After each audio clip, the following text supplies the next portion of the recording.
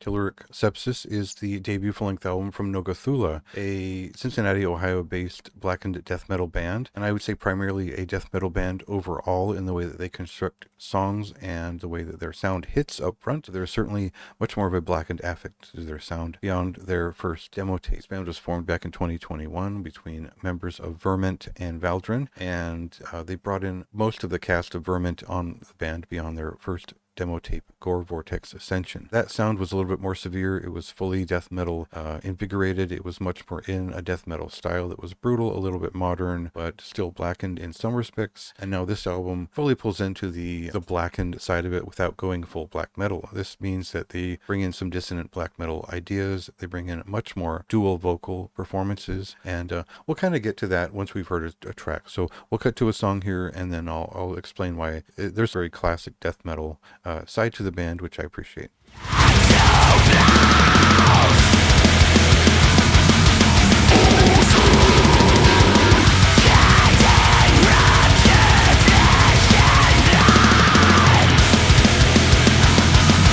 So in the era of bands like Nile, back in maybe the early 2000s, when that style was peaking, and we got bands like Lecherous Nocturne later on, we start to see the blackening of brutal death metal as almost a competition to see who could integrate black metal better. The maximal use of dual vocals and brutal attack. What we get on this record is a sound that reminds me of that era, where there is brutal death metal in their touch, there's classic death metal in their riffing, there's black metal influences that are working their way into the vocals, and the trade-off between the guttural death metal vocals and the rasp side of things. If your muscle memory is still there for that sound, you'll appreciate that side of this group. Their approach to riffing is a little bit more modern in that sense. The black metal side of it, when it comes to the actual riffs, is much more in tune with modern black metal, and I would say less the post-black metal side and more the dissonant and aggressive, maybe more technical stuff. Death metal side is much more in kind of the Morbid Angel meets Incantation-esque dynamic, where there is a little bit of immolation in there too, and those are basal forms. You can find many more